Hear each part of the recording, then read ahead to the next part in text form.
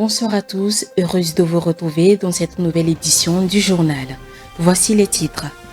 Le village de Zogwepime, situé dans la préfecture de l'Avé, a été l'hôte de la 3e édition du Forum panafricain sur l'adaptation au climat du 10 au 12 décembre dernier. Le forum a été organisé par le ministère togolais de l'Environnement en partenariat avec l'UCED en vue de trouver des solutions pour répondre aux impacts du réchauffement climatique. Le Sénégal avance progressivement vers la souveraineté alimentaire. À cet effet, l'Institut sénégalais de recherche agricole a lancé le projet de revitalisation du Centre de recherche agricole CIFA afin de renforcer la production et l'innovation dans l'agriculture.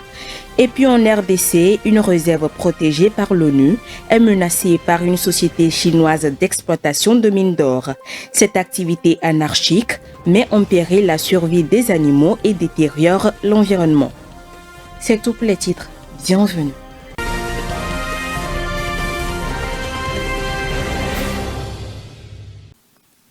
Le ministère togolais de l'Environnement, en partenariat avec l'Agence des États-Unis pour le développement international, a organisé du mardi au jeudi dernier à Zogwepime, un village situé dans la préfecture de l'Avé, la 3e édition du Forum panafricain sur la mobilisation et la structuration du financement de l'adaptation au climat. Réunissant 23 pays africains, ce forum a pour ambition de définir des stratégies concrètes pour améliorer l'accès au financement. Suivant.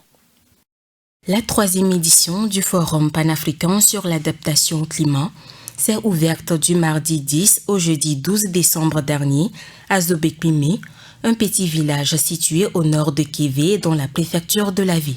Il a été organisé par le ministère togolais de l'Environnement en collaboration avec l'Agence des États-Unis pour le développement international UCED et l'Initiative africaine pour l'adaptation IAA en vue de trouver des solutions pour répondre aux impacts croissants du réchauffement climatique. L'accès à des financements reste un problème majeur auquel les États africains font face. Les demandes doivent satisfaire les critères techniques stricts et des normes rigoureuses imposées par les bailleurs de fonds, notamment le Fonds vert pour le climat. Le forum a rassemblé des représentants de 23 pays africains avec pour ambition de définir des stratégies concrètes pour améliorer l'accès au financement. Les discussions étaient également axées sur la mise en œuvre des projets climatiques et le partage d'expériences entre les participants. Outre les discussions stratégiques sur le renforcement institutionnel et la mobilisation de ressources, ce forum met en lumière l'importance de la mise en œuvre effective des projets, un défi souvent négligé dans les débats climatiques. Cette rencontre représente une opportunité de partage de bonnes pratiques et de création de synergies entre les actions pour une mobilisation efficace des ressources. Le choix du Togo pour accueillir cette 3e édition reflète une reconnaissance internationale de ses efforts en matière de lutte contre le changement climatique. Le ministre de l'Environnement, Katari Folibasi, a rappelé que le pays ambitionne de mobiliser 5,526 milliards de dollars d'ici 2030 pour atteindre ses contributions déterminées au niveau national. Pour rappel, le Forum panafricain a été créé en 2019 à Rabat, au Maroc. Il vise à structurer et mobiliser des ressources à grande échelle pour une agriculture résiliente et une Afrique plus adaptée au changement climatique. Le secteur de l'agriculture togolais connaît aujourd'hui des progrès grâce à des initiatives comme le MIFA et des projets régionaux. Cependant, des défis tels que l'accès aux équipements modernes et le financement des producteurs restent présents. En surmontant ces obstacles, l'agriculture togolaise pourrait devenir un modèle de résilience et de développement durable en Afrique de l'Ouest. Honoré Kata. L'agriculture togolaise, véritable pilier de l'économie, s'impose comme une source de richesse et d'emploi. Contribuant à plus de 40% du PIB et occupant 65% de la population active, elle repose sur 3,6 millions d'hectares de terres cultivables. Cependant, malgré son importance, elle demeure en grande partie traditionnelle, freinée par une mécanisation limitée et un faible accès au financement, rendant son développement encore fragile. Pourtant, grâce à des initiatives comme le MIFA pour le financement et AgriPME pour l'achat d'engrais, le secteur se transforme peu à peu. Ces outils ont permis d'augmenter la production de cultures phares comme le maïs, le coton et le soja biologique, renforçant ainsi la sécurité alimentaire et la position du pays sur la scène agricole africaine. S'appuyant sur des projets structurants, le Togo vise à moderniser son agriculture. Des initiatives comme l'agropole de Kara et le développement de la riziculture dans la vallée du Mono marquent cette volonté d'innovation. Par ailleurs, la promotion de l'agriculture biologique, notamment pour le soja destiné à l'exportation, témoigne d'une ambition de durabilité et de compétitivité internationale. Néanmoins, des initiatives importantes restent à relever, notamment l'amélioration de l'accès aux équipements modernes, le développement de la transformation locale et le renforcement des financements pour les producteurs. En surmontant ces obstacles, l'agriculture togolaise pourra non seulement soutenir sa population, mais aussi devenir un modèle de résilience et d'excellence en Afrique de l'Ouest. Le Centre pour la justice environnementale Togo, en partenariat avec la Health of Mother Earth Foundation, a organisé vendredi dernier à Lomé un atelier de renforcement des capacités sur les liens entre les océans et les droits humains. L'objectif est d'aider les communautés côtières à mieux comprendre et défendre leurs droits face à la dégradation des écosystèmes marins. Les précisions dans cet élément. Dans le but de lutter contre la pollution, l'exploitation pétrolière et les activités de pêche illégale, tout en respectant le droit des communautés côtières, le Centre pour la justice environnementale Togo, CJE Togo, et la Health of Mother Earth Foundation, OMEF, ont organisé le 6 décembre dernier à Lomé un atelier de renforcement des capacités sur les liens entre les océans et les droits humains. Cet événement visait à outiller les communautés côtières, notamment les pêcheurs et travailleurs maritimes, pour mieux comprendre et défendre leurs droits face à la dégradation des écosystèmes marins. L'atelier s'est appuyé sur la boîte à outils pour les défenseurs des océans et des droits de l'homme, conçue pour aider les communautés à surveiller leur environnement aquatique et à organiser leurs revendications.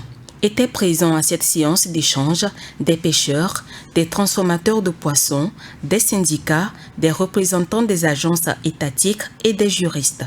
Ces échanges ont permis de clarifier des cadres légaux et de définir des stratégies pour une meilleure résilience face à la pollution et aux impacts du changement climatique.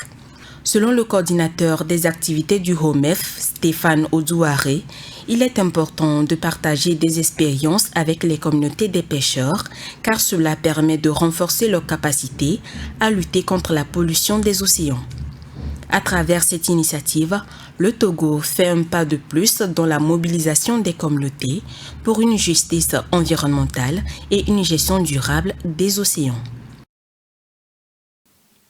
La réserve de faune à Okapi est un site protégé par l'ONU. Cependant, elle est menacée par l'exploitation anarchique de l'or par une entreprise minière chinoise. Léon Sabo nous en dit plus dans ce récit.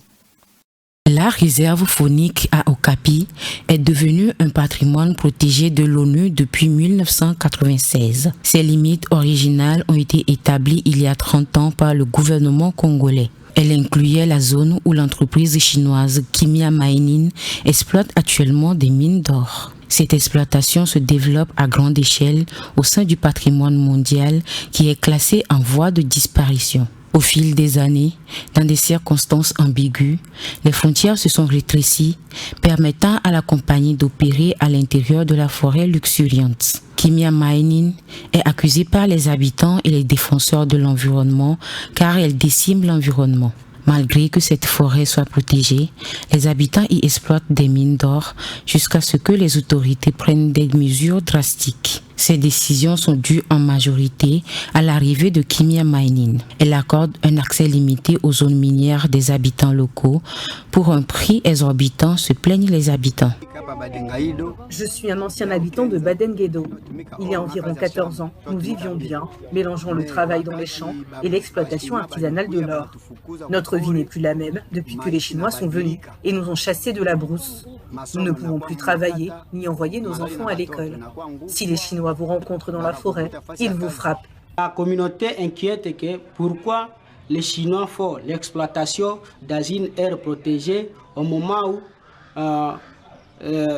où on interdise la communauté de faire l'exploitation minière dans une aire protégée. Les groupes de conservation essayent de protéger la réserve, mais ils avouent que c'est très difficile à cause de l'amphibologie des aspects juridiques. D'après le cadastre minier du Congo, l'Institut congolais pour la conservation de la nature, ICCN, l'organisme chargé de la gestion des aires protégées du Congo, est actuellement à pied d'œuvre pour mettre à jour les limites et protéger le parc. Selon les documents gouvernementaux, Kimia Mining vient de renouveler ses permis jusqu'en 2048. Pourtant, une note interne du gouvernement datant du mois d'août indiquait que toutes les entreprises de la réserve seraient fermées, y compris Kimia Mining. Les espèces qui étaient totalement protégées, comme nous à l'époque, on a vu les okapis, on a vu les éléphants, on a vu les antilopes, on a vu même les babouins, mais aujourd'hui, ce n'est plus facile de le voir. S'élargissant sur plus de 13 000 km², la réserve est devenue un site protégé en raison de sa biodiversité exceptionnelle et du grand nombre d'espèces menacées, dont l'okapi, une girafe des forêts, d'où le nom de la réserve de faune à Okapi. Elle abrite environ 15% des 30 000 espèces dans le monde. La réserve à Okapi fait partie de la forêt tropicale du bassin du Congo. En plus d'être un important puits de carbone qui contribue à atténuer le changement climatique, elle renferme également d'énormes richesses minérales telles que l'or et les diamants. Le centre de recherche agricole CIFA, situé à Sédhiou, au sud du Sénégal, a lancé un projet clé qui vise à atteindre la souveraineté alimentaire du pays. Cette revitalisation menée par l'Institut sénégalais de recherche agricole ISRA s'inscrit dans la vision d'améliorer la production et les rendements agricoles, précisément dans le secteur du riz. Francesca Djessou. Le centre de recherche agricole de CIFA à Sédhiou se modernise pour renforcer la souveraineté alimentaire du Sénégal.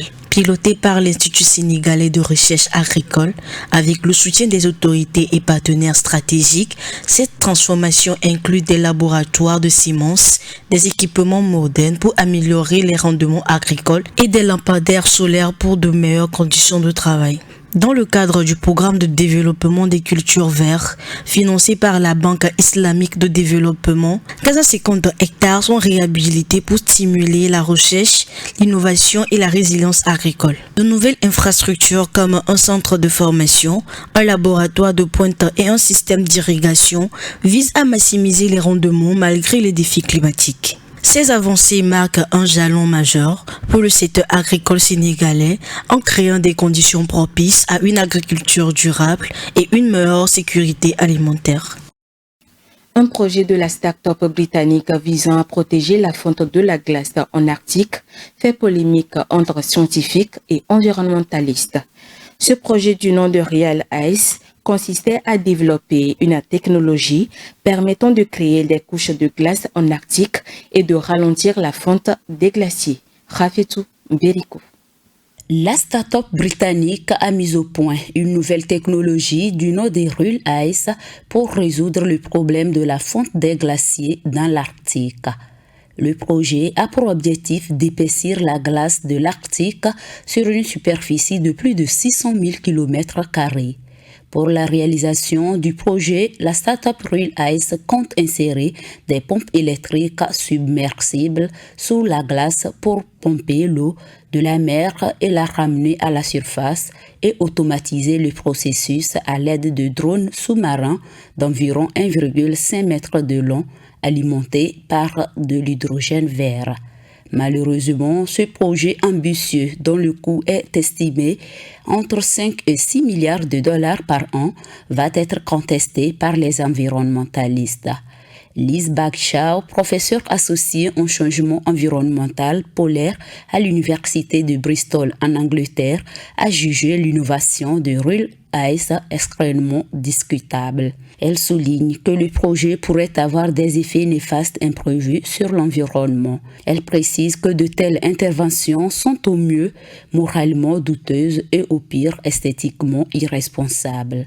Le co-directeur de Real Ice, M. Sekolnini, reconnaît l'impact de ce projet sur l'environnement marin. Néanmoins, il déclare que si rien n'est fait pour limiter la fonte des glaces, ce serait encore plus dramatique pour la protection des écosystèmes. Par ailleurs, la chaîne d'information américaine CNN notifie que cela fait 2 ans que l'équipe mène des tests en Arctique.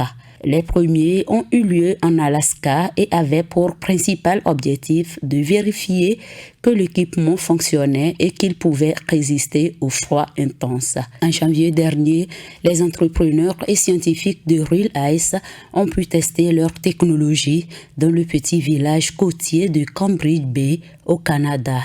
Leur expérience aurait, selon eux, montré des résultats plus convaincants. Après la COP de Cali sur la biodiversité et la COP de Bakou sur le climat, la conférence des parties de l'ONU sur la lutte contre la désertification COP16 s'est aussi soldée par un échec à Riyad en Arabie Saoudite. Qu'est-ce qui a empêché les négociations d'aboutir à un accord? Yuva Samana nous répond dans cet élément. Après plus de 10 jours de négociations, les 196 parties de la 16e conférence de l'ONU sur la désertification quittent Riyad sans se mettre d'accord pour combattre la sécheresse. La COP16 sur la désertification, qui devrait s'achever le 13 décembre 2024, s'est prolongée jusqu'au matin du jour suivant pour finir par un échec. Cet échec s'explique par le fait que les pays africains souhaiteraient un protocole contraignant qui imposerait au gouvernement de se doter de plans pour se préparer et faire face à la sécheresse. Ce protocole n'a pas reçu la faveur des pays développés qui plaident plutôt pour un cadre jugé inadéquat par les pays africains.